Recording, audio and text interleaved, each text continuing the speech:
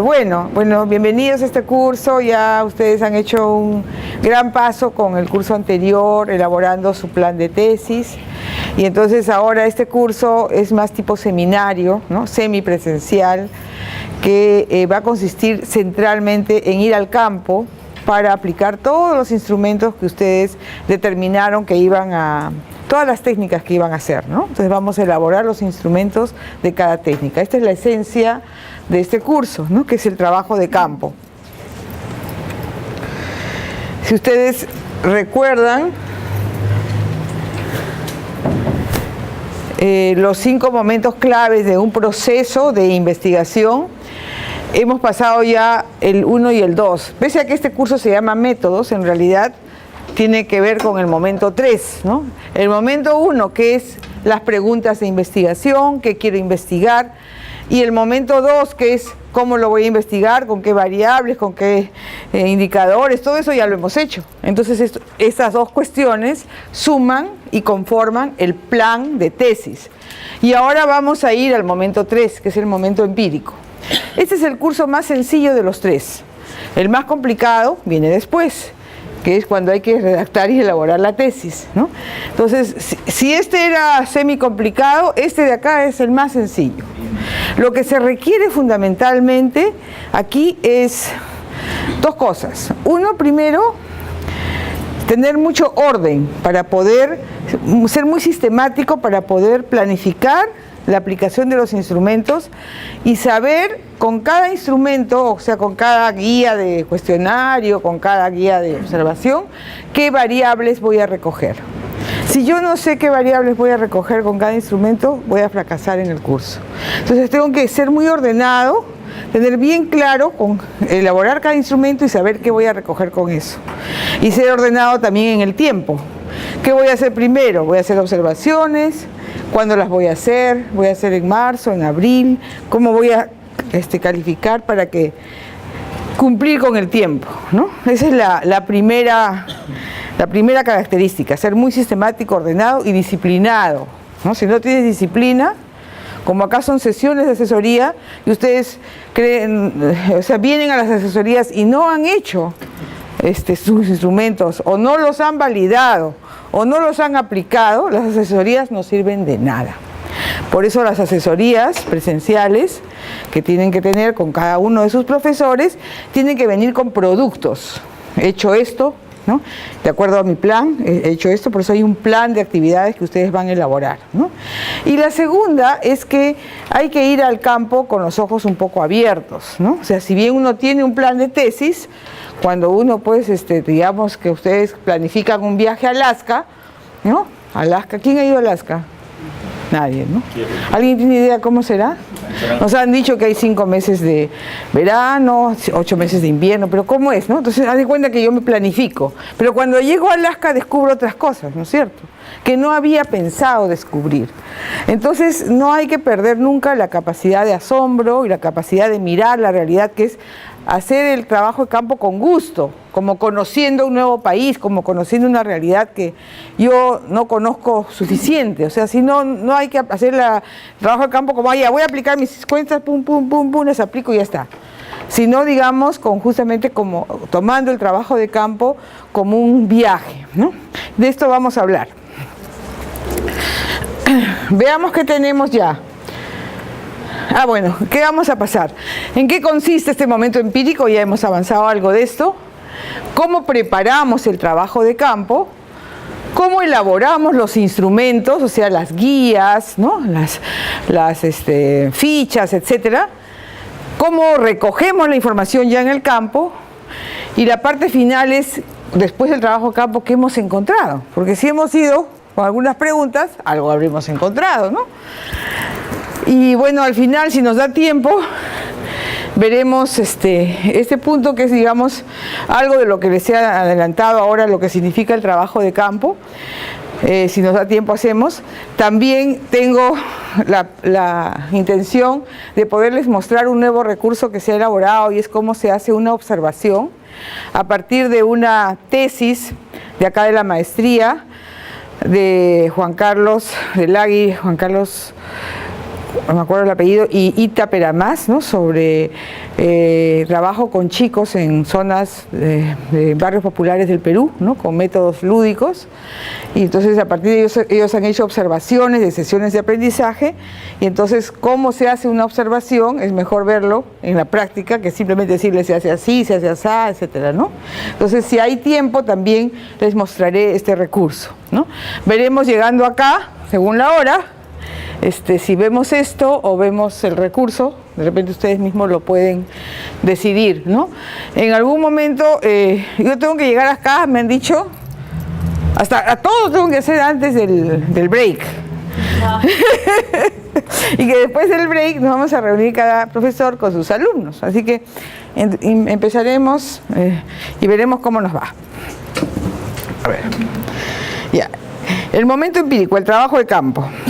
Ya tenemos lo que ya hemos logrado, son toda la, esto me lo voy a pasar, ¿no? El marco del plan de tesis, ¿no? ¿Qué nos toca? Planificar, por eso es sistemático. ¿De qué manera voy a obtener la información que busco? ¿Cuándo está mi información? En mis variables, ¿no? Y esto es el trabajo de campo. Hay una cuestión fundamental de planificar el trabajo de campo. Y la data, todo lo que recoja de la información, la voy a analizar en el siguiente curso. En este curso no van a analizar la data. Ojo, porque algunos piensan que sí, que tienen que hacer trabajo de campo y analizarlo. No, van a hacer una primera lectura final de qué han encontrado, una primera aproximación, pero la lectura sistemática, el análisis por variable, etcétera, lo van a hacer en el siguiente curso. Por eso es que este curso es sencillo, es simplemente aplicar los instrumentos, ir al campo, recoger toda la información. Pero ojo, el que no recoge el 100% de información no aprueba el curso, porque justamente el curso es eso, ¿no? Entonces, si se pasan los 2 primeros meses haciendo la prueba piloto y recién van a ir al campo en abril, van a perder. La prueba piloto es la validación de los instrumentos. Yo les aconsejo que eso lo hagan en febrero. Yo en mi caso con mis alumnos trabajo como es un seminario y son asesorías individuales, por lo menos las que yo hago, cada alumno trabaja a su ritmo.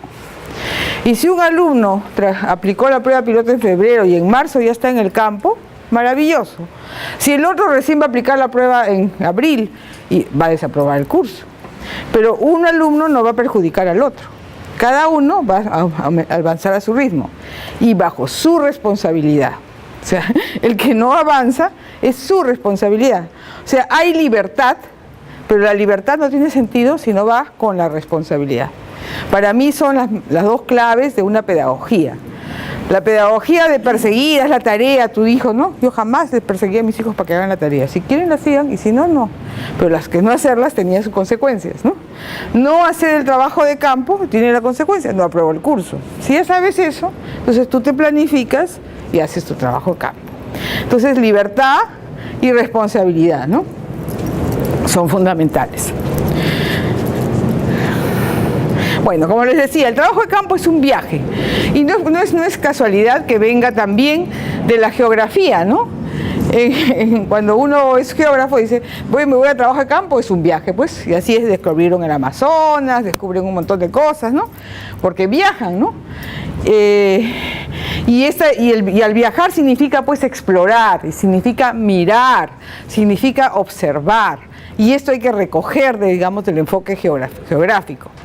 Desde el lado antropológico es la experiencia prolongada y continua de un investigador en un grupo humano, ¿no? Como Malinowski, que se fue 2 años, creo, a las islas de Samoa, no sé a cuáles islas, y se quedó 2 años ahí observando. Ustedes no van a estar 2 años, van a estar unas 3 semanas, 4 semanas, pero esas 3 semanas, 4 semanas realmente traten de sumergirse en el ambiente de campo que van a estar. Que tiene relación con su tesis, si es un grupo humano de mujeres, si es un grupo humano de niños, si es una municipalidad, si es una zona minera, entender qué está pasando allí, cuál es todo el contexto, eso recogemos de la antropología, y cuáles son las vivencias, cuáles son los personajes que habitan allí, ¿no? Entonces, la parte humana nos la aporta la antropología. Y la sociología nos aporta como trabajo de campo el registro más sistemático de toda la información, una cierta mirada de conjunto. O sea, cuando yo voy y hago una entrevista a un estudiante, digamos, sobre, digamos, racismo, y me dice algunas cosas, cuando voy donde el otro estudiante, voy a comparar. Sí, Carlos. Ya que has tocado el tema has hablado sobre el piloto, etcétera, advertamos a todos los alumnos que vamos a reprogramar entonces nuestro calendario. Es probable que es más conveniente que reprogramemos. Porque si no, no llegamos. El informe 2 está programado para el 23 de marzo. Entonces, claro. El piloto estamos revisando recién el 2 de marzo, el 23 de marzo no nos da tiempo para trabajo de campo. Que a los que nos están siguiendo por claro, o sea que cada docente se va a poner de acuerdo con sus alumnos, porque a veces las programaciones que finalmente imprimen ahí no va exactamente con la realidad, ¿no? Entonces cada docente va a colocar sus asesorías, los productos que quiere, y la idea es que llegar ¿cuándo acaba? ¿El 17 de mayo o algo así? 13 de mayo, siempre por eso. 15 de mayo. Sí, de mayo. Mayo, ¿no? Terminar con todos los productos, ¿no? Bueno, entonces, si nosotros decimos, bueno, trabajo de campo es todo esto, no es solo esto, no es solo aplicar los instrumentos, registrar las variables y qué salió, ¿no? Es también un viaje de exploración, es también un contacto con un grupo humano y con un contexto social. Entonces, el trabajo de campo se configura como una situación metodológica interesante. Hay que disfrutar el trabajo de campo. Es interesante llegar a un sitio y mirar qué está pasando, no solamente ir como, tengo que hacer el requisito de cumplir con el curso, ¿no? Porque ese conocimiento les va a servir a ustedes como futuros gerentes sociales. ¿Cuántos ministros y funcionarios, etcétera, se han formado solo en los escritorios? Y no, por ejemplo, ¿cuántos ministros de educación han visitado las escuelas? Conocen de cerca la realidad, ¿no? No todos, ¿no es cierto? ¿Cuántos ministros de salud han estado en un cerumen, en un trabajo en una posta médica en el Alto Ucayali, ¿no? ¿Cuántos conocen la realidad? Creo que conocer la realidad a profundidad en el Perú profundo, es una de las riquezas que nos puede aportar el trabajo de campo, en los diversos temas que ustedes tocan y que tienen que ver con la gerencia social y que les va a ayudar a ustedes a hacer propuestas reales cuando, ojalá, todos sean líderes destacados en diversos ámbitos, no solo del Estado, sino de la sociedad civil como gerentes sociales, y tengan entonces mayor capacidad de propuesta. Es decir, mira, no se puede hacer así porque eso no resulta, eso es una receta que no sirve. Yo conozco y se hace de esta manera. Lo que está fallando es esto, ¿no? Lo que no funciona es esto. Ayer estábamos con Carlos, compartíamos una tesis, ¿no?, sobre el plan lector. El plan lector es un plan que se ideó en el Ministerio de Educación para que los niños gusten de la lectura, así fue inventado. Lo conozco personalmente porque cuando se inventó, el que lo inventó, que fue Ernesto Yepes, así lo pensó. No estaba asociado a la comprensión lectora y a todos los cursos. Era otra cosa, la idea es que los niños gusten de la lectura. Pero como en este país generalmente se tiende a formalizar todo, se asoció una cosa con otra. Entonces dice, bueno, hay que, digamos, hacer que los niños lean 10 libros y que comprendan lo que leen, que sinteticen los textos, etcétera, ¿no?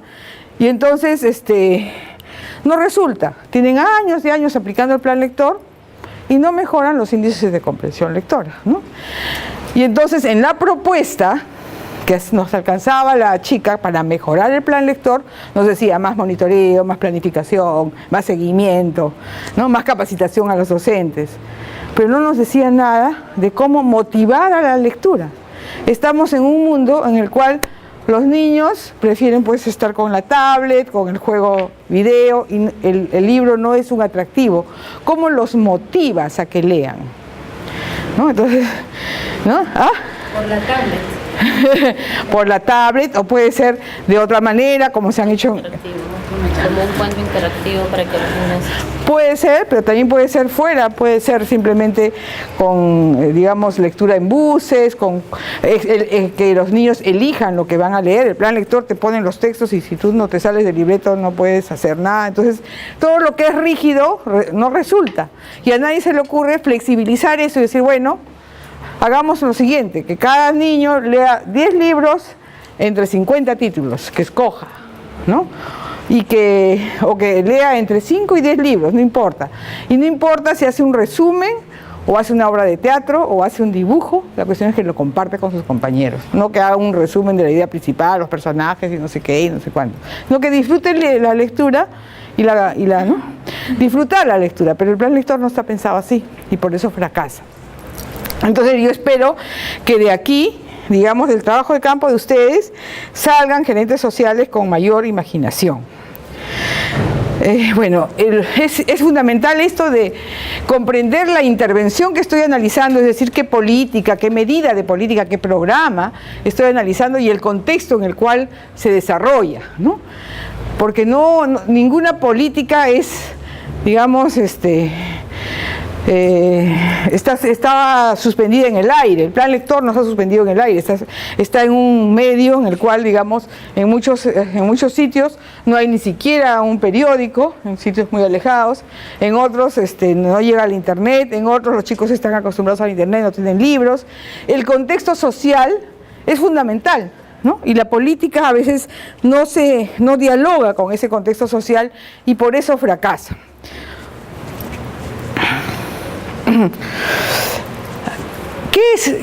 ¿Cuál es el objetivo del trabajo de campo? Recoger información. Si yo voy al campo y no recojo información, no me sirve de nada. O sea, tiene que haber información. No puedo tener 80.000 teorías. Ayer también la tesis tenía 80.000 teorías, la tesis que revisamos en el plan lector, pero la información no estaba suficientemente mostrada. Tengo que tener información. Mira, yo he encontrado esto, que no existe en otro lado. Mira, qué interesante, esto no lo he visto en las estadísticas del Ministerio de Educación, del Ministerio de Salud. Y tengo que hacer que esa información me dé alguna evidencia respecto de mis preguntas de investigación. Si yo me pregunto, digamos, ¿por qué no es exitoso el parto vertical del Ministerio de Salud? Yo tengo que tener alguna evidencia de por qué no es exitoso.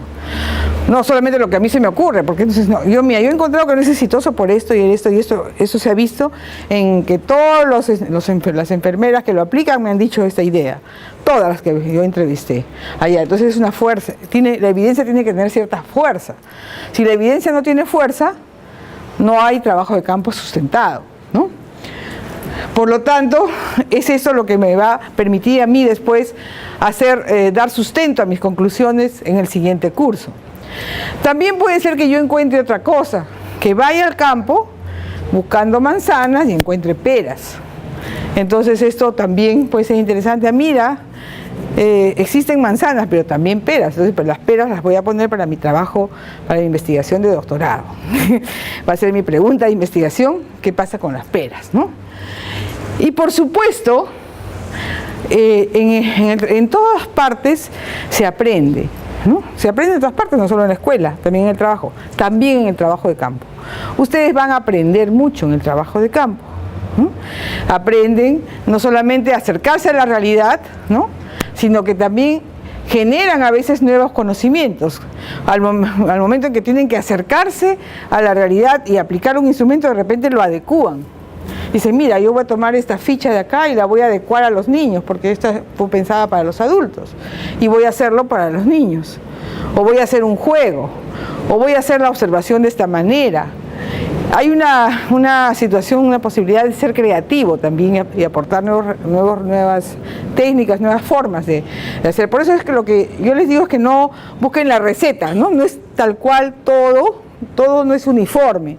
Hay algunas pautas generales, pero hay cierta libertad para poder aplicar los instrumentos, siempre contando con que los instrumentos recojan información real que sea objetiva y que, digamos, sea bastante contundente como para poder yo verificar mis ideas anteriores. La meta, como les decía, de este curso es tener el trabajo de campo culminado al 100%, nada más. Tener todos mis instrumentos aplicados, dar un informe de esa aplicación de instrumentos y una primera lectura de mis hallazgos.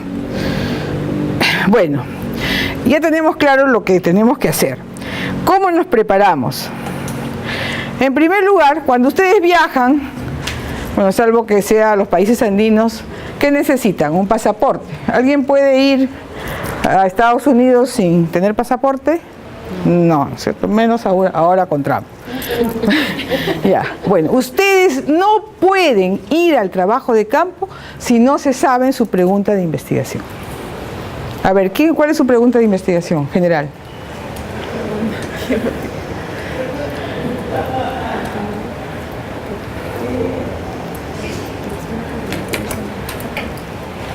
¿Cuáles son los factores que inciden para el funcionamiento de los centros de emergencia mujer? Que inciden, ya. ¿Cuáles son los factores que inciden en el éxito o en el fracaso? En el éxito del Ya. centro de emergencia mujer. Ya. Esa pregunta no tiene que salir nunca de mi cabeza, porque la evidencia yo la voy a recortar, lo que yo observo decía, ya, este es un factor, este es otro factor. ¿Qué cosa influye o no influye en el éxito o fracaso de un centro de emergencia mujer? Esto es a favor, esto es a favor, lo que yo voy viendo. Si yo no tengo clara esta pregunta, mejor ni empiezo el trabajo de campo, por más que tenga todas las guías elaboradas, ¿no? Yo les diría incluso la pregunta central y los objetivos centrales, pero por lo menos la pregunta, ¿no? Sin pasaporte nadie puede viajar. ¿Ya? Ok. Esto es lo primero. Lo segundo, ustedes recuerdan que el ciclo pasado terminaron con este cuadrito, ¿no? Un cuadrito de doble entrada donde ponían en la columna primera las variables con sus preguntas y en la segunda las técnicas y fuentes. ¿Se acuerdan? ¿No? O sea, acá decía, por ejemplo, en una primera entrevistas a estudiantes, encuesta a docentes, observación de aulas, ¿no? En cada uno había una técnica, ¿no? Y acá estaban las preguntas y tenían un check de qué información, de qué variable recogían con cada técnica, ¿no es cierto? Esto que se va a constituir en la suerte de mapa de navegación de ese trabajo de campo, en el mapa general de ordenamiento del trabajo de campo de este ciclo, ¿no? Entonces hay que retomar este cuadrito como primer punto.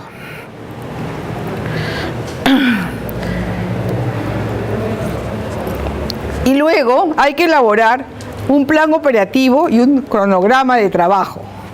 No es posible ir así, simplemente ya voy al campo, si Teresa esta hora voy a hacer entrevistas, pues la próxima semana no sé qué haré.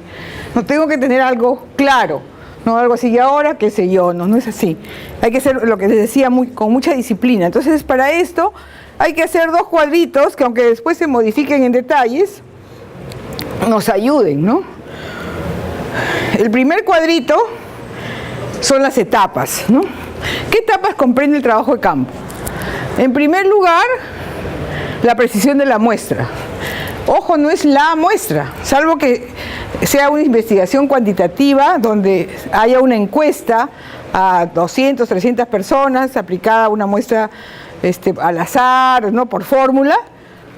Si no es así, si ustedes tienen varias técnicas, como por ejemplo entrevistas cualitativas, etcétera, entonces es una muestra por técnica. ¿Por qué? Porque si yo tengo una entrevista semiestructurada a docentes, ¿a cuántos docentes van a ser? Digamos a 4 docentes. O sea, mi muestra son 4 docentes para esta técnica.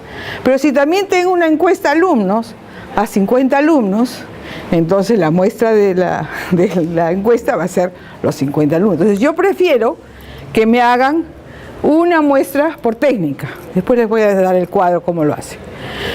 Luego ustedes tenían ya un listado de instrumentos a elaborar, ¿no? Con eso terminaron también, ¿no? 3 entrevistas, 4 encuestas, 7 trabajos de campo, 7 observaciones, no sé qué, ¿no? Entonces, hacer un listado digamos, de elaborar los instrumentos de acuerdo a las variables que ustedes han planificado recoger con cada instrumento. Es decir, regresamos. Digamos que aquí tenían la técnica entrevista a docentes, semiestructurada, a 4 docentes. ¿Qué variables voy a recoger? La 1 y la 2, la 3 no. Tengo que tener claro eso. Y de acuerdo a eso voy a elaborar las preguntas de esa guía de entrevista, ¿no? Entonces ese es un poco el paso 2, que es el más importante, que es lo que ustedes tienen que hacer lo primero que tienen que hacer, ¿no? La primera tarea, el primer informe que tienen que presentar. Los instrumentos elaborados. Cuando tienen esos instrumentos elaborados, ya tengo mi guía de entrevista, mi guía de observación, mi otra guía de cuestionario, etcétera, me voy a hacer la prueba piloto, que es validarla en el campo, ¿no? Validar cada instrumento en el campo para que, digamos, poder garantizar que el instrumento ha sido bien elaborado y que efectivamente recoge la información que tengo. Ahí es donde estábamos, pues, febrero, marzo, ¿no? Digamos ahí, ese calendario no es exacto, ¿no? Pero digamos, la idea es que por lo menos en febrero estén los instrumentos y en principio, máximo, principios de marzo debería estar la prueba piloto, sería lo ideal, ¿no? De tal manera que parte de marzo y abril sean 2 meses de trabajo de campo ya de aplicación de los instrumentos, ¿no? Después que ya los he validado, los aplico. Finalmente, los ordeno en mayo, los 15 días que tengo, y hago mi lectura reflexiva de conjunto. Esto es una aproximación, ¿no? Pero este plan operativo tiene que detallarse en un cronograma más específico, como por ejemplo esto, después lo pueden ustedes variar o revisar, ¿no? Precisión de la muestra, semana por semana, en qué semana lo voy a hacer, cuándo voy a hacer la prueba piloto, de tal manera que ustedes lleguen al mes 4, porque son 4 meses que dura, ¿no? 16 semanas, con todo cumplido, ¿no? Ni tome foto porque lo voy a colgar, pero bueno. Pero igual. Ya.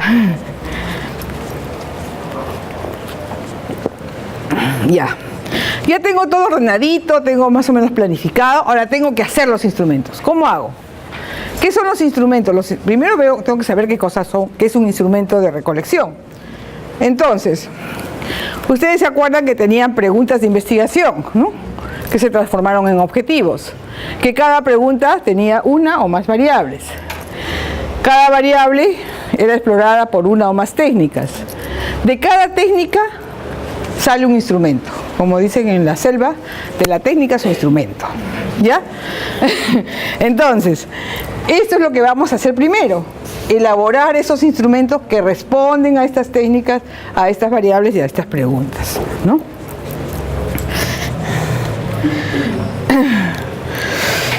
Por ejemplo, si quiero hacer un grupo focal, ¿qué necesito? ¿Qué instrumento necesito? ¿Un cuestionario, una ficha o una guía? A ver, si yo quiero hacer un grupo focal, ¿qué instrumento necesito? Una guía de grupo focal. Sí, algunos utilizan básicamente una guía. Sí, en observación a veces utilizan las dos cosas, ficha y guía, ¿no? Cuestionario no se utiliza en grupo focal, ¿no? Es porque es más bien una conversación. Entonces, esto es lo primero que tengo que saber. De cada técnica, ¿qué instrumento tengo que elaborar? Y acá, obviamente las técnicas van a variar según sea una información cualitativa o cuantitativa la que yo quiero recoger, ¿no? Y lo que es clarísimo es que tengo que tener especificado qué variables e indicadores voy a recoger, ¿no? Por ejemplo, si necesito saber cuántos docentes capacitados en educación bilingüe intercultural hay en Puno, esa es mi variable, y sabemos que podemos averiguarlo preguntándole a los propios docentes, fuente. Necesitamos también saber cómo preguntarle, y esto puede hacerse con una entrevista abierta o con preguntas o una encuesta de preguntas cerradas. O sea, ahí tengo 2 posibles técnicas para averiguar eso, Hasta 3 podría ser una información documental también, ¿no? Revisar instrumentos documentales sobre capacitación docente. Entonces, la técnica es la manera como yo voy a ir a la fuente para sacar mi información, ¿no? Es lo mismo que si la diferencia entre pescar una ballena o una trucha, ¿no? O una anchoveta. La anchoveta tengo que usar una red, la ballena, un arpón, etcétera, ¿no? No puedo usar un arpón para pescar una anchoveta porque si no me demoraría muchísimo, ¿no es cierto? Entonces, según la información, es el instrumento, es la técnica. Ahora, cada técnica tiene su instrumento. Si, por ejemplo, mi técnica es cocinar huevos, ¿no? Y entonces quiero freír, ¿qué instrumento necesito? Una sartén y una pala. No puedo freír con un cucharón. ¿Alguien ha intentado freír con un cucharón? No es cierto. Si quiero hacer un huevo pasado o hervido, ¿lo puedo hacer en una sartén? No. Entonces necesito una olla. Y así, o sea, ese es el instrumento. Si yo necesito un grupo focal, si voy a hacer un grupo focal, necesito una guía de grupo focal. Si voy a hacer una entrevista semiestructurada, necesito una guía de entrevista semiestructurada. Si voy a hacer una encuesta cerrada a estudiantes, necesito un cuestionario, ¿no? Estructurado de preguntas, ¿no? Entonces, según lo que yo quiero hacer, voy a elegir su instrumento. Y para facilitarles esto un poco, les he puesto... ¿Sí? Sí. Ah, ya. Gracias, Elcita. Me avisa para... Ya, gracias. Ya. Acá les he hecho una lista, así general, siempre hay variaciones, de los distintos instrumentos y técnicas. Por ejemplo, si la técnica es una entrevista, hay varios tipos de entrevista. Una cosa es una entrevista estructurada, otra cuando las preguntas son cerradas todas. Una es semiestructurada, otra es una entrevista semiestructurada que tiene preguntas abiertas y preguntas cerradas, y otra es no estructurada, que solamente tiene preguntas abiertas, ¿no? En el primer caso, el instrumento es un cuestionario, ¿no? De preguntas cerradas para marcar. En el segundo caso es una guía de entrevista, con preguntas cerradas y abiertas. Y eventualmente tengo que usar una grabadora, porque como hay preguntas abiertas, sería interesante grabar las preguntas abiertas. En el tercer caso, ya no es una guía de entrevista, es una guía de conversación. Una guía de qué tópicos voy a conversar. Y obviamente la grabación es fundamental. La observación puede ser participante o indirecta. ¿Qué es participante? Que yo soy parte del grupo objetivo. Hay muy pocas investigaciones que se han hecho así, digamos, en esta maestría, donde, por ejemplo, una persona que participaba en este organismo de cooperación World Vision hizo un análisis de las visiones que había en World Vision sobre la niñez, y ella era partícipe de World Vision. Entonces observó grupos de niños, observó reuniones del propio World Vision, etcétera, y una observación participante. Yo registro lo que observo porque soy parte del colectivo. La mayor parte de casos, en realidad, en esta maestría y en general, son observaciones indirectas, es decir, yo no soy parte, soy observador externo, ¿no? Soy investigador externo, ¿no? En todo caso, en la observación, el instrumento fundamental es el registro y la grabación, no es la ficha. A veces tengo que hacer mi ficha de observación. La ficha, a veces, por llenar la ficha no registras lo que realmente está pasando en ese hecho. Porque ¿qué cosa se observa? Se observa un evento. En gerencia social hay eventos. Por ejemplo, una atención de salud a una mujer gestante en una posta de salud de Lucayali. Eso es lo que yo voy a observar.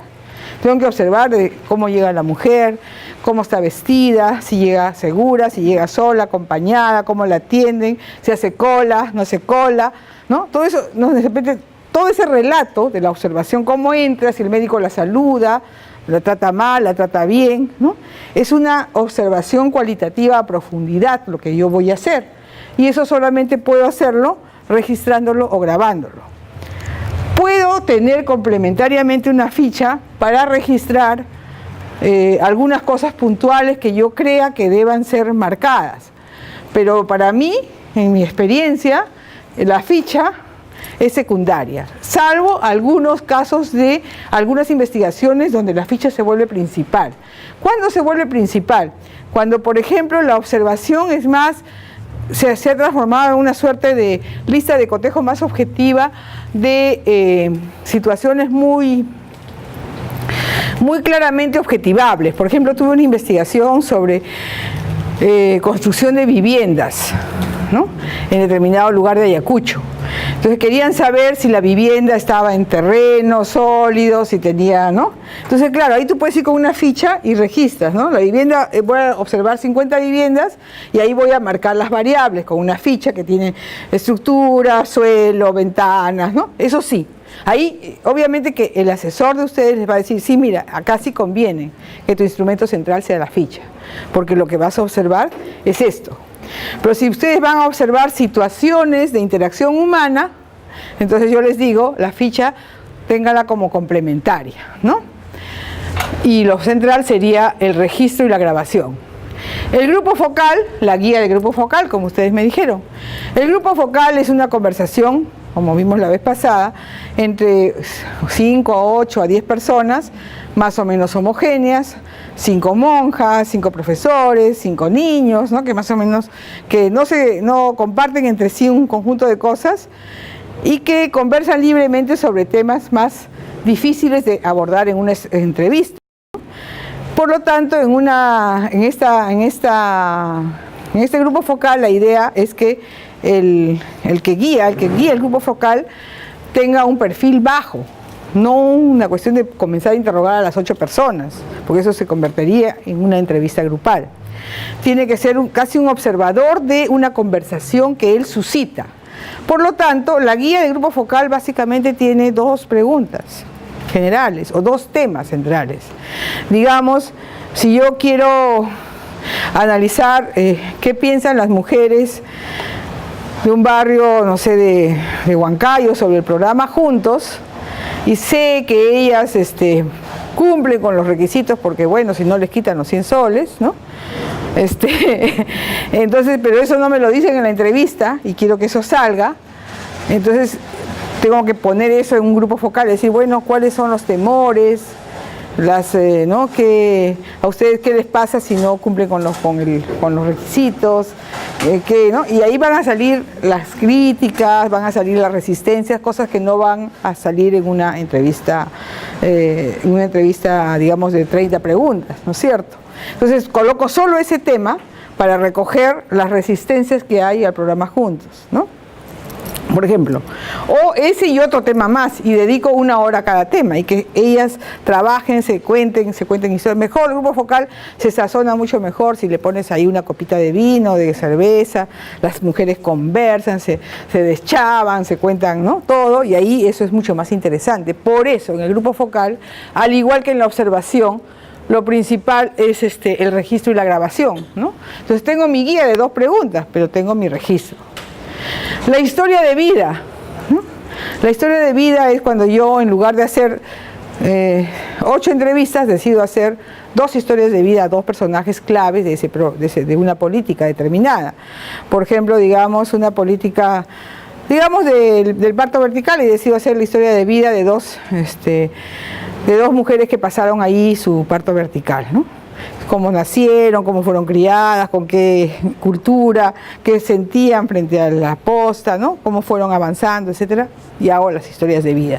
Por lo tanto, esto tiene una guía de historia de vida, que es una guía más cronológica, más por etapas: infancia, estudios, afectos, ¿no?, los primeros enamoramientos, el ingreso al campo laboral, si es que lo hubo, ¿no?, la gestación, en un momento en que fueron madres, ¿no?, y finalmente termina generalmente con las aspiraciones a futuros.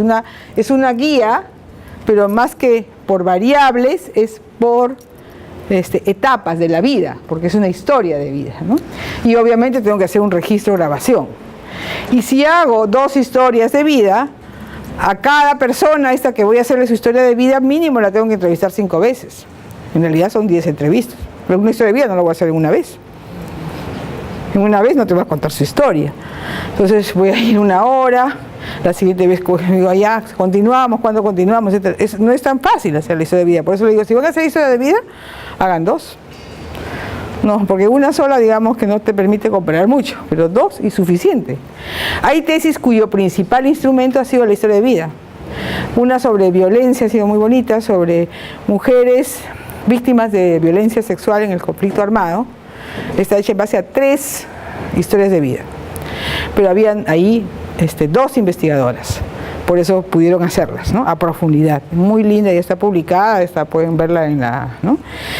También eso es bien interesante, revisar las tesis que hay según las técnicas que ustedes escojan. Yo quiero una que haya aplicado observaciones, ¿cómo lo han hecho? Entonces reviso la tesis, ¿no? Entonces según la técnica que ustedes escojan, van a hacer eso. Luego están las famosas técnicas participativas. ¿Qué son las técnicas participativas? Por ejemplo, esos talleres donde viene acá un facilitador y le dice, bueno, vamos a hacer la idea general. ¿Cuál es el objetivo general de esta institución de aquí a 10 años? Denme tarjetas, y comienza a pegar tarjetas de colores, ¿no? Ustedes han participado en 80 talleres de eso, ¿no? Esa también es una manera de recoger información. La puedo aplicar mucho con jóvenes, por ejemplo, ¿no? O con adultos, para poder recoger lo que piensan, ¿no? Y tengo la información tanto de las tarjetas y finalmente los papelógrafos que hacen la plenaria y toda esa historia. Entonces, información la tengo, como también el registro adicional que yo pueda tener escrito o grabado.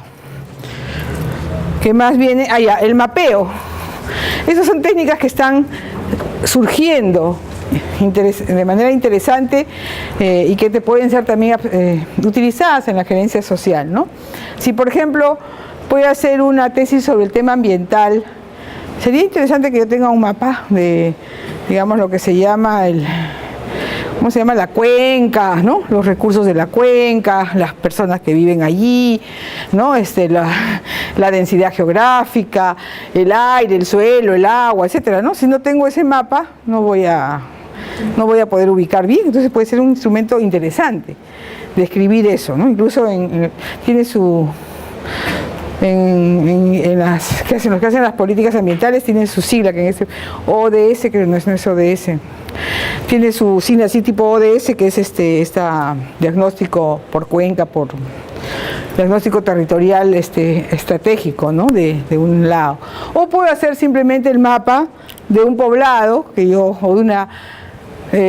poblado donde hay 3 escuelas que yo voy a estudiar, ¿no? Y hago el mapa, donde están ubicadas, etcétera. Bien interesante, hace poco también tengo una tesis que está en curso sobre atención a chicos con discapacidad en Ventanilla, donde es bien chistosa la tesis porque, bueno, a mí me parece un gran aporte si se llega a terminar, porque la tesis analiza un plan que se supone que es exitosísimo para niños con discapacidad, ¿no? El plan estrella, así como el de Tumbes, ¿no? ¿Y qué hacen los alcaldes ahí? Entregan sillas de ruedas, básicamente eso, en grandes ceremonias públicas, sillas de ruedas igualitas a todos los chicos, idénticas, masivas, como si fueran un mismo lapicero, que no les sirven. Las personas las reciben y las arriman o las venden. No las venden generalmente porque si no pueden ir a fiscalizarles qué han hecho con su silla. Entonces él ha ido personalmente porque él es ingeniero y parte de su tesis es proponer que hay posibilidades de hacer sillas distintas. Yo llegué a una casa, le pregunté a la señora dónde estaba la silla y la sacó arrumada de no sé dónde y vi que su hijo estaba en el suelo desplazándose con una suerte de, porque no podía caminar, con una suerte de alfombrita que se hacía así con los pies, ¿no? Entonces lo que hay que hacer es diseñarle una silla de ese tipo, porque además eso queda en un arenal. Salen de su casa y las sillas no ruedan en el arenal. Les han dado sillas para que se desplacen en un arenal. Y eso es un plan exitoso. Entonces, bueno, no sé por qué me fui acá. Estaba ya el mapa. Entonces yo le dije, dibuja el mapa, ¿no? Entonces ha dibujado, acá están las casas, este es el arenal. Hay un parque de juegos accesible maravilla, ejemplo. ¿Saben cómo es el parque Juegos accesible? Que todo el acceso al parque tiene rampas, ¿no? Te cuenta un parque como medio sumergido, ¿no? Y luego los juegos no son accesibles. O sea, los columpios, etcétera, no sirven para nadie, más que para las personas regulares. Entonces, cómo está el parque, etcétera, eso por ejemplo también puede ser mapeado, ¿no? Les digo ejemplos de cosas que ustedes pueden elegir, mapear o no. También depende de lo que a uno le gusta hacer. Entre las técnicas hay que ver la técnica más adecuada y también las cosas para las cuales yo soy buena o soy bueno. ¿Qué hago mejor? ¿No? De repente a mí no me interesan mucho las historias de vida. Y sí me interesa hacer entrevistas, ¿no? Y prefiero ser más sistemática y comparar información de varias entrevistas. O más bien me interesa, sí, yo soy antropóloga y me interesan las historias de vida. Ya, voy a hacer eso, ¿no? Las notas de campo, estos deben tenerlas todas. O sea, cuando ustedes van al campo, de repente van a hacer una entrevista a un profesor, o a un personal de salud, o a un miembro del Ministerio de Trabajo en la zona, ¿no? Pero en el camino observan cosas, llegan y tienen cosas que observar, y no estaban planificadas de observar, entonces las registran. Antes se llamaba bitácora, trabajo de campo, ahora se llama celular.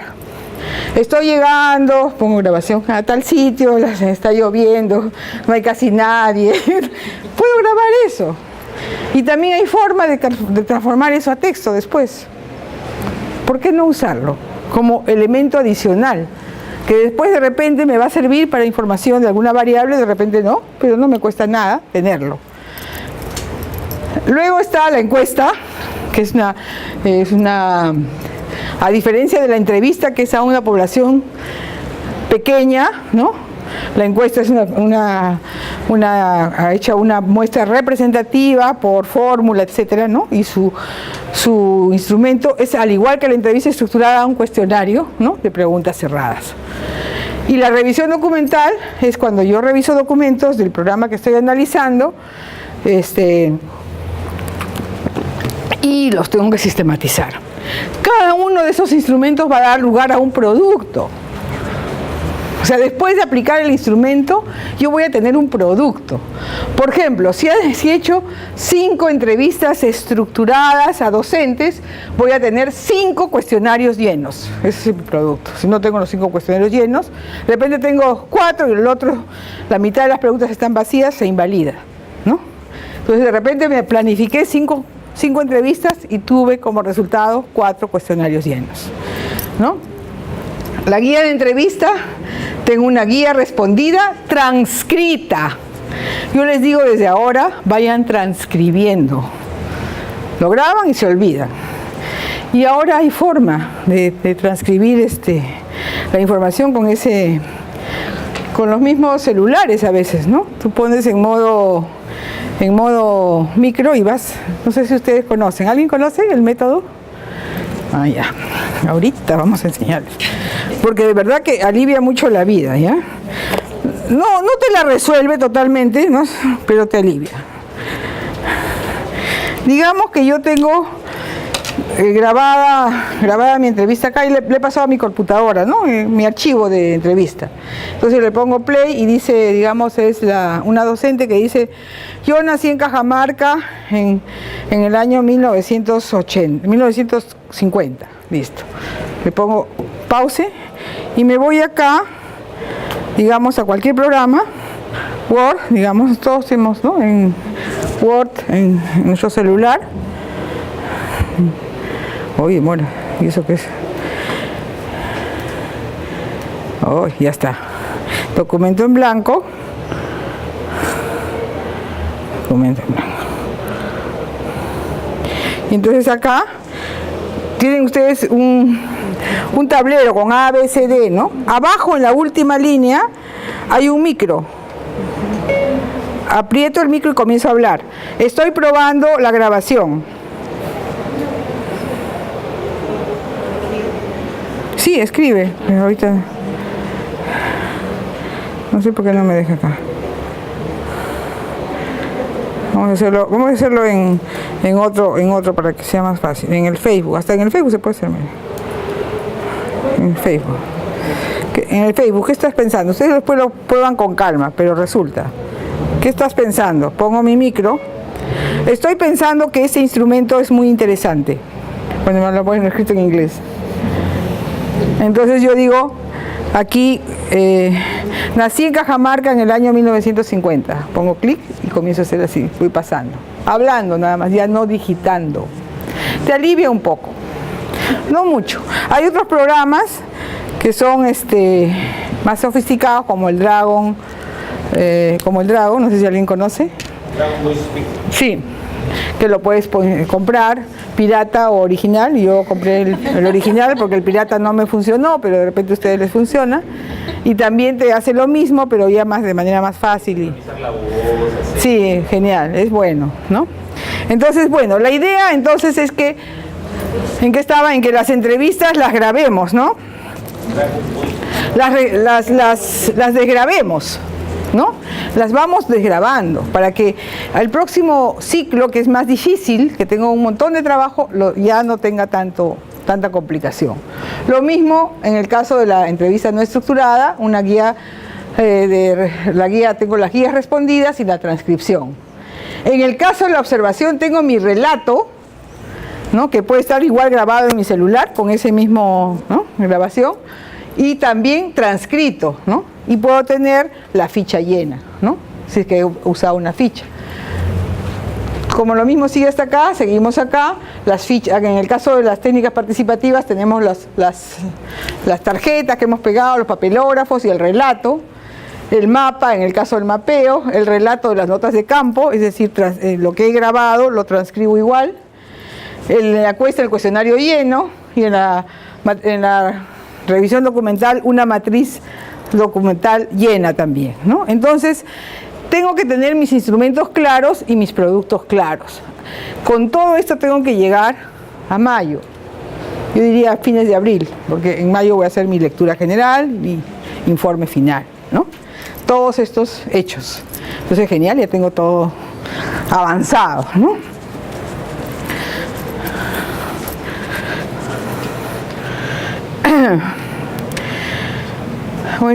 Bueno, como vimos en este cuadrito, las técnicas nos decían cómo lo vamos a averiguar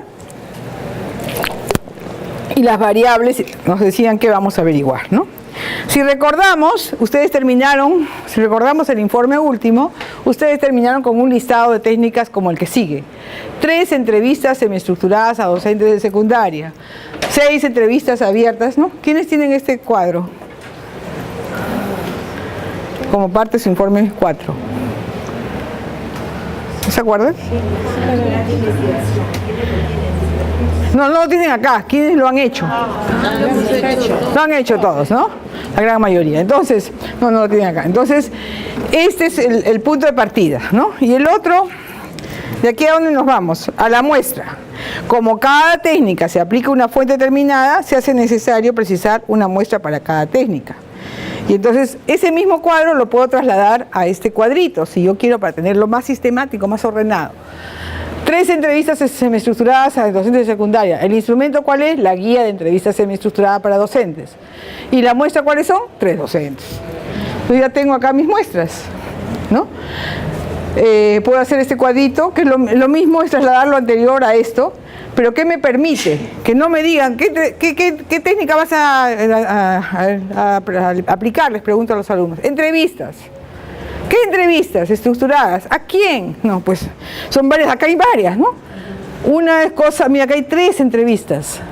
Unas son semiestructuradas a docentes, otras son abiertas a estudiantes y otras son semiestructuradas a líderes. ¿Es la misma guía?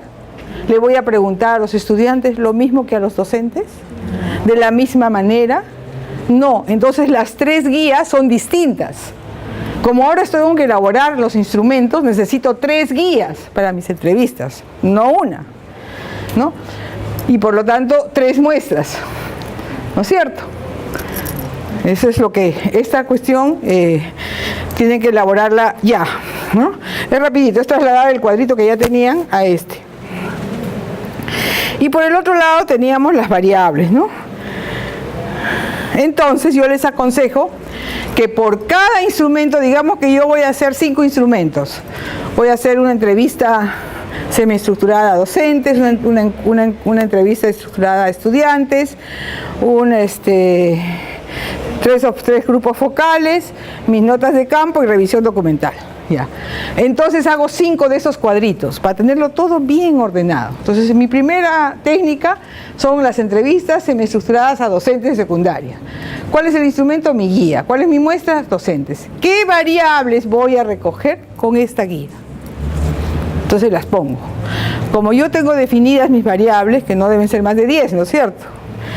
Algunos tienen 7, 8. Digo, bueno, de las 7 variables que tengo, voy a recoger estas 3, X, Y y Z. En esta guía voy a recoger estas 3. Y eso ustedes también lo sacan de su cuadrito final, ¿no es cierto? Y finalmente, ¿a qué preguntas de investigación responden o a qué objetivos generales de investigación responden? Entonces, si yo tengo mis 5 cuadritos, cada uno por instrumento, estoy siendo planificado y ordenado y va a ser mucho más sencillo de hacer. Y luego que he hecho mis 5 cuadritos, puedo hacer mi cuadrito general, ¿no?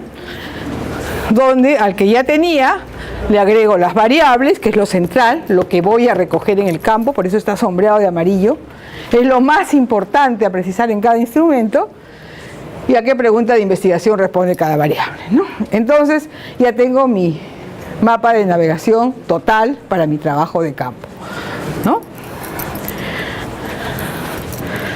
Ya seguimos. ¿Qué horas son? Me quedan 20 minutos, sí. Sí. En relación a la muestra, ese número de docentes a entrevistar, ¿cómo se calcula? ¿Cómo se consigue? Es que cuando es muestra significativa no se calcula nada, sino se elige, ¿no? Si tú has hecho bien tu curso de investigación anterior, hay 2 tipos de muestras, representativa y significativa. La representativa se calcula, la significativa no, responde a determinados criterios de elección del investigador. ¿Sí? Cualquier pregunta me la hacen nomás, ¿no? Este es nuestro programa, estaba programado de refrigerio. ¿A qué hora? Son 6:15, pero si usted quiere ahorita... No. Ya, está bien. No. Una vez termino, porque si no Ya, después... mejor acá, Sí, ya. Vamos a ver algunos de estos requisitos, porque en realidad yo quisiera mostrarles este recurso de la entrevista, ¿ya? Pero los instrumentos, es decir, las guías, las fichas, tienen que tener, sobre todo las guías de entrevistas y los cuestionarios, tienen que tener 4 requisitos. Ser coherentes, consistentes, efectivos y claros, ¿no? Entonces vamos a ver algunas de estas cuestiones. La coherencia, ¿no? Como les decía, hay que ser sistemático. Tengo que saber, ¿no? Del instrumento qué información voy a recoger y dónde, ¿no? Voy a recoger información sobre educación secundaria de los docentes con una guía de entrevista semiestructurada, ¿no? Tengo que tener claro qué información, digamos, toda la cadena, ¿no? Que viene de las variables a las fuentes y a los instrumentos y técnicas, ¿no? O sea, todo tiene que estar bien coherente, como un rompecabezas, ¿no? Si tú en un rompecabezas colocas la pieza donde no es, no resulta, ¿no? Entonces, las preguntas o ítems de mi guía de entrevista a docentes tienen que recoger todas las variables que yo me he propuesto recoger.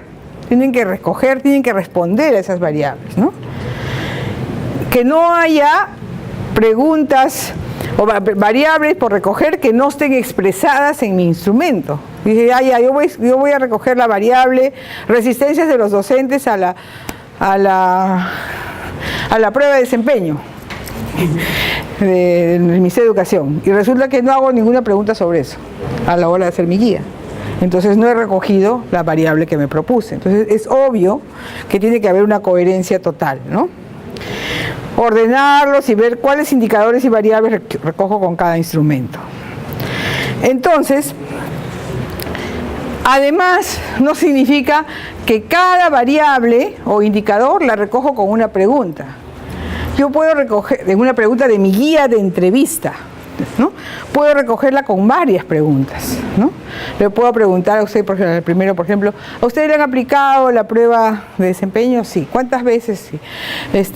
Si estoy satisfecha todas las veces, algunas veces. ¿Cuántas? 3. ¿Por qué no se sintió satisfecho? Entonces, son como 5 preguntas sobre la misma variable, ¿no es cierto? Entonces, mi objetivo es averiguar cuáles son las resistencias. Yo no le pregunto de frente en mi guía de entrevista, ¿qué resistencias tiene usted a la prueba de registro? No. Me va a decir, no, ninguna, profesora. No, todo el Ministerio de Educación, todo está bien. ¿No? Pero si yo le pregunto cómo le fue, ¿no? ¿Qué problemas tuvo, ¿no? Ahí me va a salir resistencia. Entonces tengo que tener varias maneras de preguntar. Mi variable es mi obsesión, lo que yo quiero saber, pero yo no la pregunto de frente, sino que le doy. Ya, entonces, lo que decía, para cada instrumento tengo que tener mi lista de variables, ya lo hemos visto esto, ¿no? Y luego vemos el segundo requisito, y es que sea consistente, que las distintas técnicas de información, o sea, la información que he recogido realmente me está diciendo algo interesante sobre mi variable, ¿no? Entonces, por ejemplo, en una entrevista yo le pregunto, ¿cuál es su nivel de inglés? Muy bueno, porque yo quiero tener el puesto, tengo que decir que tengo muy buen nivel de inglés, aunque solamente he pasado el básico con las justas. Entonces le pregunto en un test, traduzca verano, summer, a que use una frase, en verano me paso sumergido en el agua todo el día.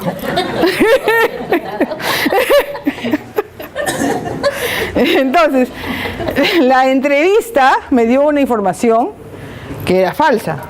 Si yo no le hubiera hecho un test, nunca me hubiera enterado de que esta información era falsa. Entonces, mi información tiene que ser consistente y para eso normalmente lo que hago es triangular la información de un instrumento con la de otro. Por eso es que una variable tiene que ser recogida por al menos 2 instrumentos.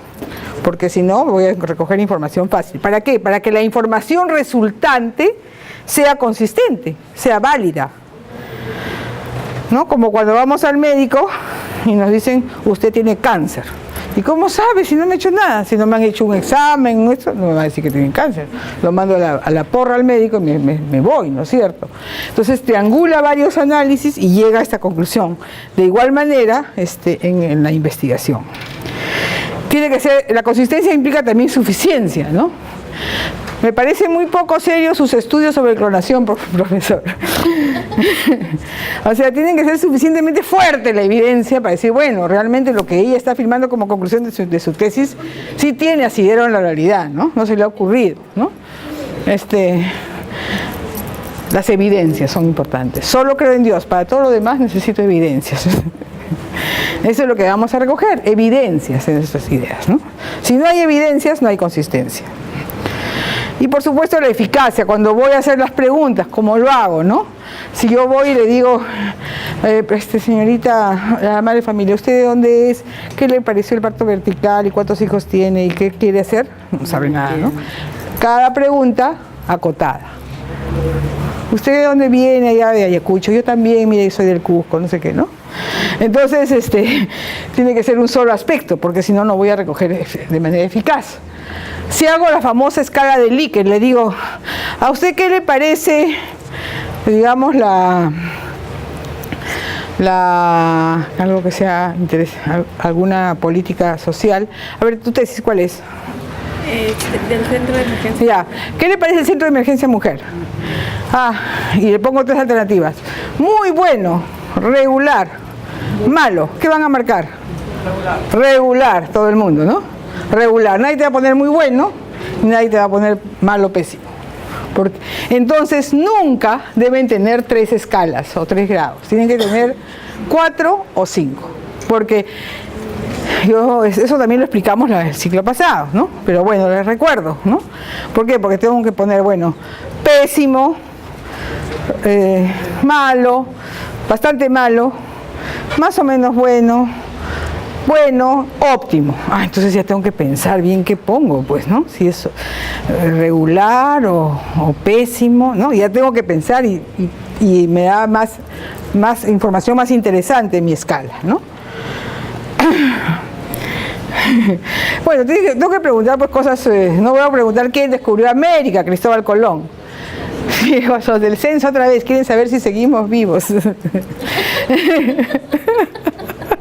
La idea es que hacer preguntas novedosas, ¿no? O sea, que sean interesantes de averiguar, que no sepan. Después, no inducir la pregunta, ¿no? ¿Usted no le parece que fulano es el mejor candidato? Eso es no. Ahí está. Es una pregunta sesgada, ¿no? Segundo, ver que si es creíble la respuesta. Si yo le pregunto, ¿usted es racista? No, me va a decir. ¿Yo le voy a creer? No estoy muy segura, ¿no? Entonces tengo que averiguarlo de otra manera. Entonces, si es creíble, yo siempre tengo que dudar si lo que me está diciendo es verdad o mentira, o podría estarme haciendo teatro, sobre todo en las entrevistas. Y también, obviamente, los temas más difíciles, que tengan que ver sobre todo con violación de derechos humanos, tengo que hacerlos con mucho tacto, ¿no? No le voy a preguntar a un niño cuántas veces ha sido manoseado, ¿no? Esas cosas obviamente no se pueden hacer, ¿no? Obviamente ahí hay test psicológicos, hay dibujos, hay otras formas, ¿no? Entonces, las preguntas no puedo incomodar a mi encuestado, ¿no? Para hacerlo sentir mal, ¿no? A veces, por eso, en este caso, la historia de vida, para el caso de estas mujeres víctimas de violencia, resultó muy buena, ¿no? También ver el lenguaje corporal, ¿no? O sea, Mario, estuve leyendo sobre el lenguaje no verbal y quedé un poco preocupada. ¿Qué dice el lenguaje no verbal? Que él no quiere conversar con ella de nada, ¿no? Entonces, ese lenguaje no verbal tengo que verlo, ¿no? Tengo que captarlo. Entonces, decir no solamente lo que me respondió, sino decir, le pregunté, ¿qué le parece la rúbrica del ministerio? Se quedó pensativo, se puso un poco nervioso y respondió tal cosa. Pero ese pensativo y nervioso es importante porque es su actitud. Los maestros se ponen nerviosos con las rúbricas, ¿no? Y tienen ciertas resistencias, entonces no te van a responder de frente lo que piensan, ¿no es así? Entonces ese lenguaje no verbal lo puedo registrar en mi teléfono, en mi cuaderno de notas, donde yo quiera. Y luego, acá está, ¿no? El lenguaje no verbal. Maitena, las mujeres somos más expresivas, más comunicativas, más fáciles, ¿viste? En cambio los hombres nunca sabés. Por ejemplo, vos, por ejemplo, ¿cómo te das cuenta cuando un tipo feliz? Cuando grita ¡Gol! Claro, el lenguaje cuando grita gol está feliz. Entonces, el lenguaje no verbal también es muy importante, ¿no? También, ¿cuál es el instrumento más importante para una información, ¿no? Olvide la entrevista, veamos lo que ha publicado en Facebook. Resulta más revelador. Ahí se puede cotejar, ¿no? O aquí, llega una persona que está haciendo comida por un león y esta burócrata le pregunta, ¿es urgente? Eso pasa mucho en emergencias, ¿no? Un poco más tiene que llegar muerto. Viene primero este formulario, ¿no? Ese tipo de cosas. Bueno, hay más cosas, pero después voy a pasar esto porque si no se me va a pasar la mano. Una última cuestión es que ustedes elijan cuál o cuáles uno o dos son sus instrumentos centrales. Sí. Yo quería hacer una consulta. A veces cuando hacemos guías de preguntas, más que todo en entrevistas, grupos focales, a veces salen cosas que no están previstas en nuestras guías, ¿verdad? Así es. Y yo quería preguntar, porque yo he hecho grupos focales así como, no sé, para otras investigaciones de proyectos así, pero nunca para tesis. Entonces, ¿qué tan rígido es una guía que una presenta, digamos, para una tesis? Puede luego incluir otras preguntas que no estaban... En una investigación cualitativa no hay nada rígido. Ya, eso es un principio, ¿no? Yo creo que la flexibilidad es una cuestión fundamental, no solo en la investigación, sino también en la gerencia social. Cuando ustedes sean gerentes sociales, por favor, no se rigidicen, nunca. Siempre piensen que es posible salirse del cuaderno loro. ¿ya? El cuaderno loro nos sirve porque, yo digo, sean muy sistemáticos, ordenados, pero a la hora de ir al campo, si se sales, si tú tienes, no importa si te sales en función de que tú estás respondiendo a tu pregunta central de investigación. Te dice, ya, mira, esto que pensaba que me respondía a mi pregunta central no me sirve, pero esto otro sí. Por eso el pasaporte, o sea, la pregunta central de investigación, eso sí no se pierda. En eso sí pueden ser rígidos. Es decir, yo tengo que recoger toda la información que me está aportando a responder a mi pregunta central de investigación, ¿no? En ese sentido flexibilizo los caminos, las formas, las preguntas, etcétera. Bueno, yo voy a pasar en los momentos que nos quedan. Acá no sé qué venía. Sí, presentar algunas técnicas. Entonces les voy a presentar este ejemplo, este instrumento, el CITA, ahora sí. Un instrumento de la observación, porque normalmente las entrevistas, para hacer una entrevista, ustedes tienen un recurso colgado en la paideia de una tesis de Rosa Benel, Leonor Espinosa y una tercera persona que en este momento se me fue, 3 personas que hicieron un análisis del programa juntos.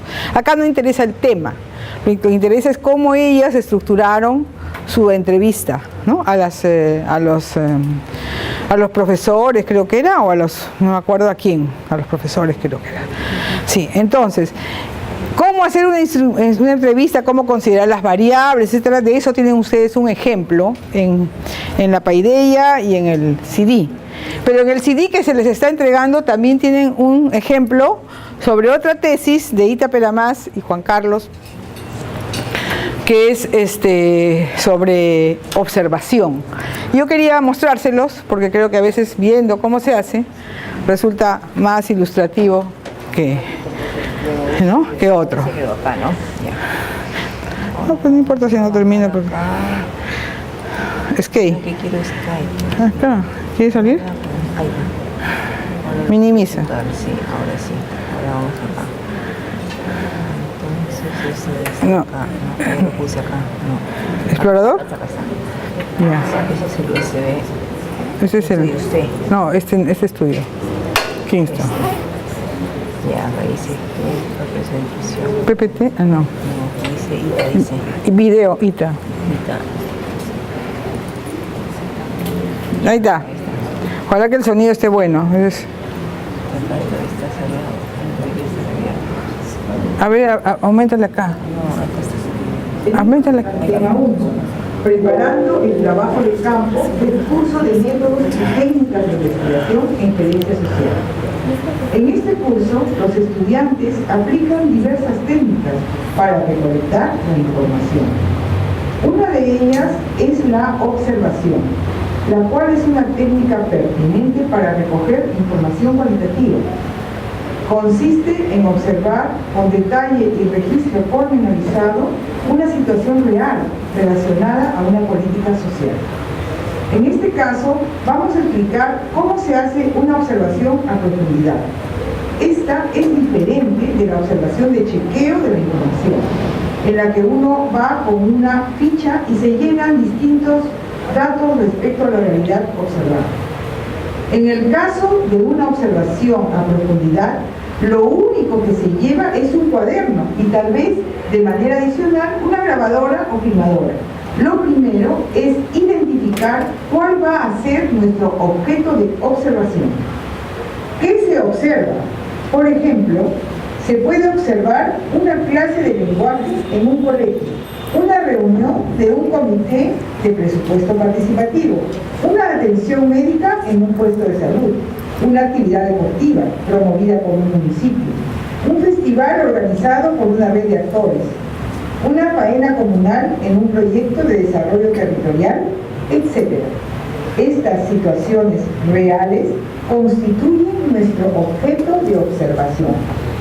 Vamos a tomar como ejemplo la observación de una tesis de la maestría sobre el programa Yunta. La tesis es de Juan Carlos Alarcón e Ita Peramás. Nos acompaña Ita, quien nos explicará directamente este caso. Esta tesis explora de qué manera el programa Yunta promueve el desarrollo personal y la autoestima de niños y adolescentes para intentar llenar ese vacío que aún no puede cubrir nuestro sistema educativo.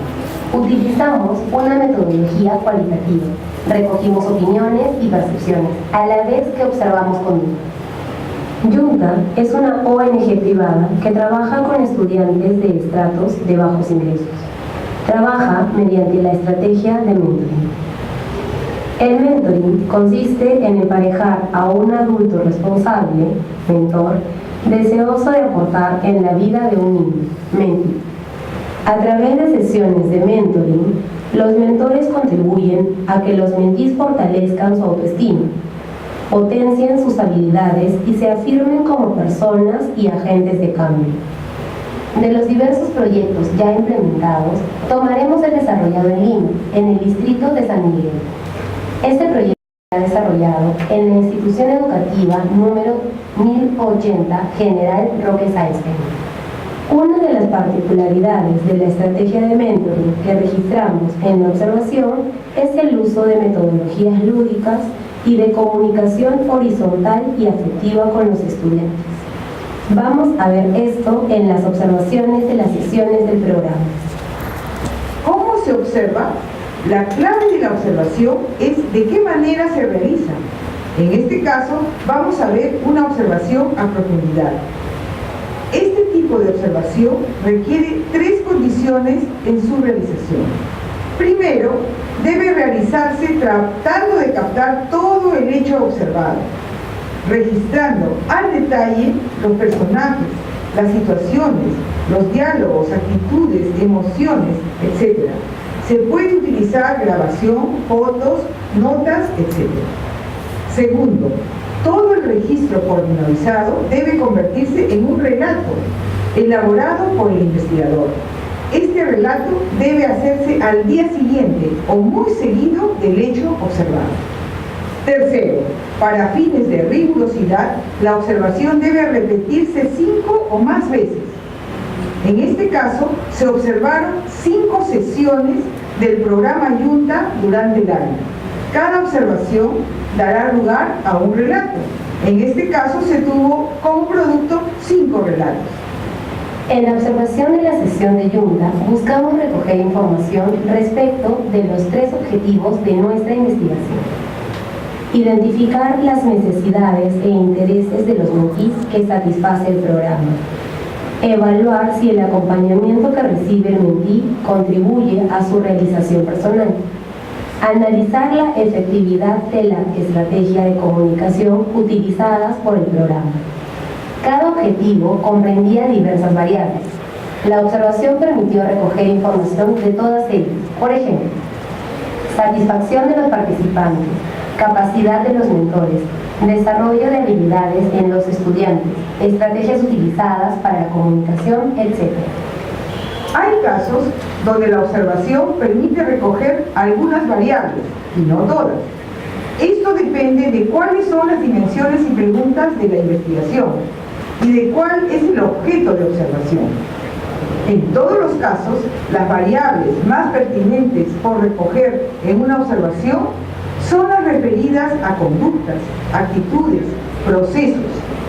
Veamos ahora, paso por paso, cómo hicieron Juan Carlos e Ita todo el proceso de observación y elaboración de cada relato. Juan Carlos y yo fuimos a las sesiones de Yunta y nos dividimos los roles para poder observar mejor y tomar las notas, fotos, etc. Por ejemplo, en una sesión donde se aplicó la estrategia lúdica del gusano, Juan Carlos tomó las fotos y yo realicé el registro. En este caso, destacamos como hallazgo el uso de la metodología lúdica y cómo contribuye al desarrollo integral de los mentees participantes. Yo registré y describí la dinámica lúdica del gusano. Inicialmente se dividieron en 4 grupos entre mentores y mentees, todos juntos, alineados en fila. Se colocó una tira de lana en el último integrante de cada fila. Esta lana representaría la cola del gusano, la cual los otros grupos deberían tratar de coger manteniendo las filas. Se posicionó en los grupos en el patio, en forma similar a una cruz. cada uno en cada extremo del patio. Así se inició la dinámica. Las 4 filas de gusanos se movían por medio del patio tratando de agarrar las colas de los otros. No podían separarse, por lo que al moverse los de adelante y los de atrás de la fila debían seguir. Se vio a mentis y mentores participar de forma activa mientras se divertían mucho. Se escucharon muchas risas y gritos de alegría. Para un mejor registro, antes de la observación, se pueden planificar códigos de escritura o abreviación para determinadas palabras, que serán de uso frecuente por el tema y la situación observada. También es pertinente describir a los personajes, dar cuenta de cuántos son, de los rasgos, vestimentas, etc., de algunos de ellos. Se debe tratar de describir las emociones que están detrás de las palabras, mencionar las exclamaciones, risas, etc. Es importante no perder el registro de lo que acontece en el contexto. Por ejemplo, en una observación vimos una escena que luego quedó registrada en nuestro relato así. Luego de pocos minutos, llega una niña tarde. Esta niña se veía triste y con los ojos llorosos. Se acercó al grupo donde estaba su mentor, quien se percató de que estaba sucediendo algo anormal. Se llevó a la niña hacia un lado y conversaron. Notoriamente, la niña estaba afectada por algún tema. La mentora trató de consolarla.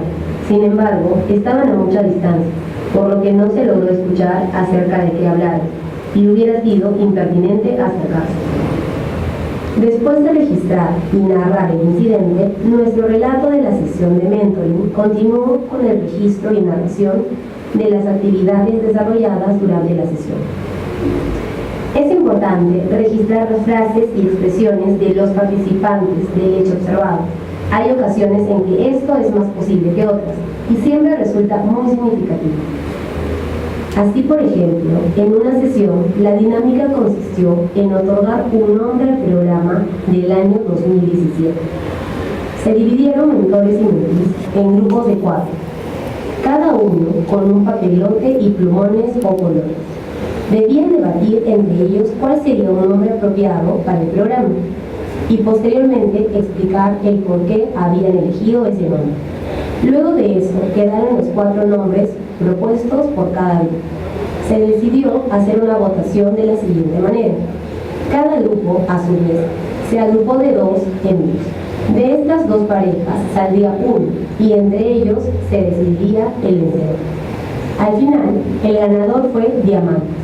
La explicación del niño sobre por qué debían ponerse ese nombre fue algo emotivo, por lo que desde un inicio convenció casi a todos de que ese era el nombre correcto.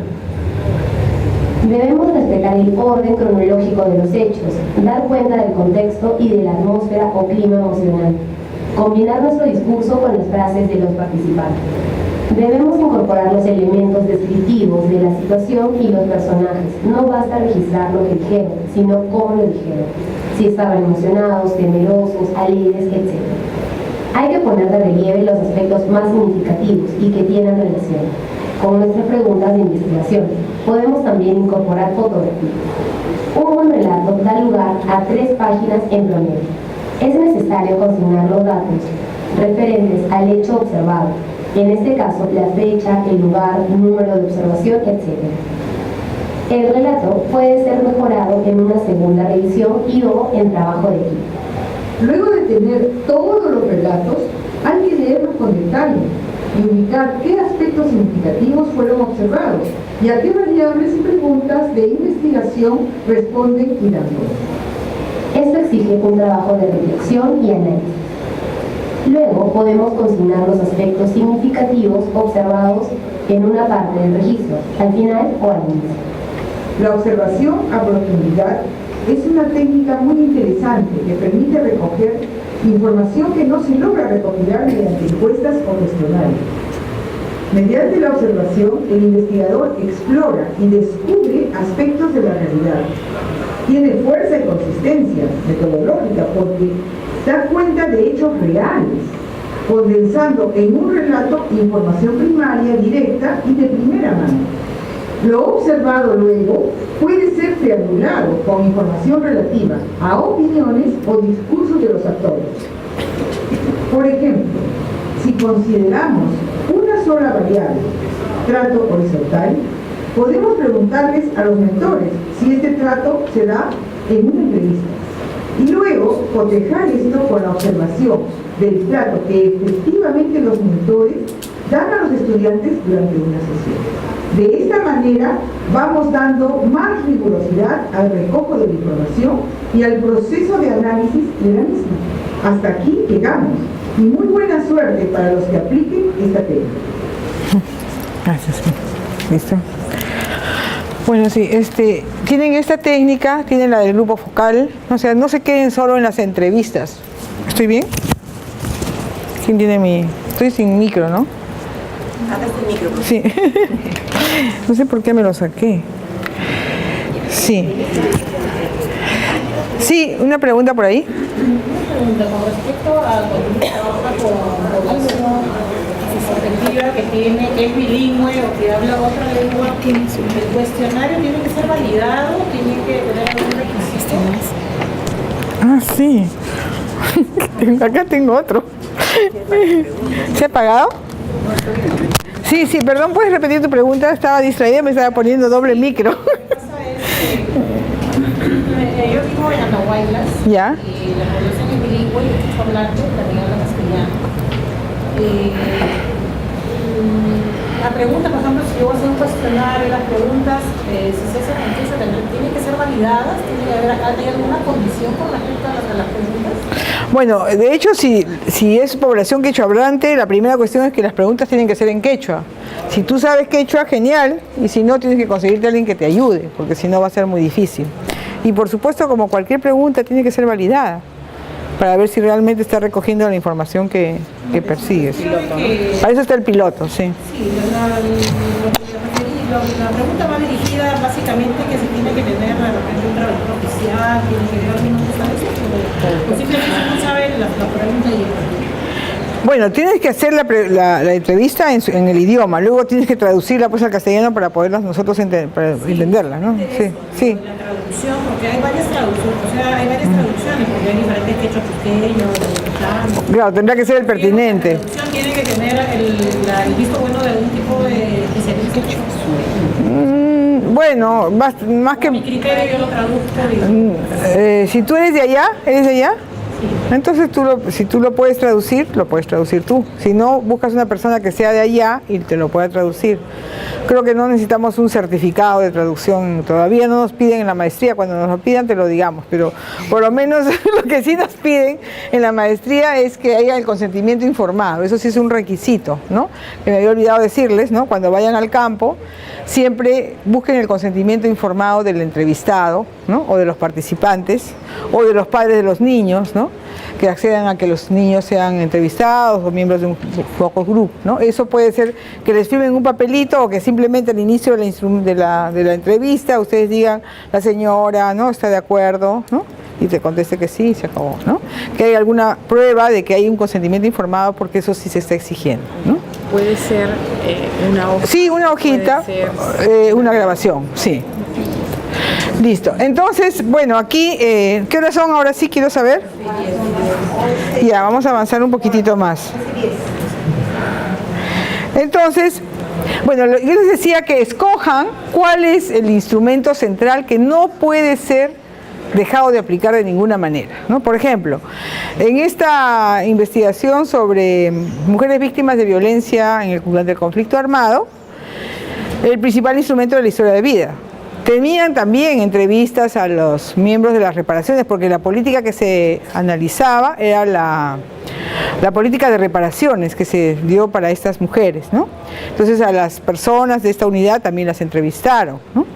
Tenían también fuentes documentales, tenían otras cosas, pero su instrumento central era la historia de vida, ¿no? Entonces las otras pueden variar o de repente en lugar de hacer 4 entrevistas a técnicos del Consejo de Reparaciones hicieron 2, bueno, no importa, si hicieron bien las 3 instrumentos, ¿no? El instrumento central, no, la información es relevante. Entonces yo creo que eso es importante también, una prioridad, ¿no? Es decir, si yo tuviera que ordenar mis 5 instrumentos de investigación, ¿cuál sería la primera, la segunda, la tercera, la cuarta y la quinta, ¿no? Que de ninguna manera la primera y la segunda debo dejar de tener, ¿no? ¿sí? Para darle también más fuerza, más impulso. La segunda es planificarlos, ¿no? Por ejemplo, primero voy a hacer las entrevistas, de repente en la segunda etapa voy a los grupos focales y en la tercera hago la revisión documental, o por dónde empiezo, ¿no? Eso ustedes después lo van a plasmar en su cronograma, ¿no? Para que tengan claro, porque si no llega, digamos, marzo, abril, que tienen que hacer el trabajo de campo, y digamos no saben por dónde empezar, no saben si bueno, se demoraron 15 días en las entrevistas y ya no les queda tiempo para las observaciones, se cayeron, ya no van a hacer, ¿no? Eso tienen que hacerlo. Por eso es que también a este curso yo le digo pisar tierra, porque a veces ustedes se han puesto en el papel de todo, van a hacer 900 técnicas, 900 instrumentos y a la hora de los logros no pueden aplicarlos. ¿Cuántos caben en esos 2 meses de trabajo de campo? Si es que sí van a hacer 2 meses, que a veces se pasan, como les digo, en la prueba piloto y dicen, tengo 1 mes para el trabajo de campo y en 1 mes quieren hacer maravillas. Cuando el objeto central, y con eso quiero terminar esta exposición para pasar al lunch, de este curso es terminar el íntegro del trabajo de campo. Por lo tanto, la mitad, el 50% de mi tiempo tiene que ser aplicar los instrumentos, ¿no? El 50% del tiempo del curso debería ser aplicar los instrumentos. La primera fase es prepararlo con la prueba piloto y la elaboración, y luego me voy al campo. ¿Sí queda claro? Hasta ahí creo que llegaríamos, porque si no... ahí viene la prueba piloto, la pueden leer. Voy a colgar esto en la web. Y otra cosita más, yo les sugeriría, porque creo que es útil, que en base a su plan de tesis, ustedes pudieran, por lo menos a mis alumnos les pediría que lo hagan, resumir en una hojita su plan de tesis, para que además ustedes la tengan como su pasaporte, ¿ya? Por ejemplo, esa es la tesis de una chica que se llama Natalie Lostano. Su pregunta central, su objetivo central, sus preguntas específicas, sus objetivos específicos. En una hojita pueden tener eso.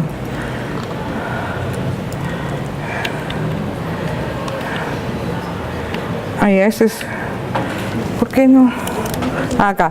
Luego los conceptos clave, ¿se acuerdan en su marco teórico?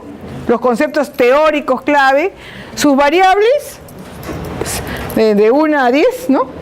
Y sus técnicas, entrevistas, etcétera. Creo que si uno tiene esa hojita, el estudiante está bien orientado y la profesora también, ¿no? Porque imagínense el docente que tiene 20 estudiantes, saca la ficha y ya recuerdo rápidamente cuál es su investigación. Entonces creo que es un trabajo, yo lo hice y me volví loca para un curso y dije, pero esto lo puede hacer cada alumno. Cada alumno haga su ficha y nos la entrega. Y puede ser, digamos, lo primero que le entreguen a su docente. Y con eso terminaríamos. Después del break va a haber una reunión con cada docente para que ustedes vean cómo empezamos este trabajo de campo y cómo se organicen para todas las sesiones que van a tener ¿no? Porque eso es un curso semipresencial, ya no es a distancia.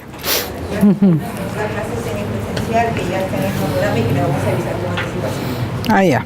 Ahora, luego del break...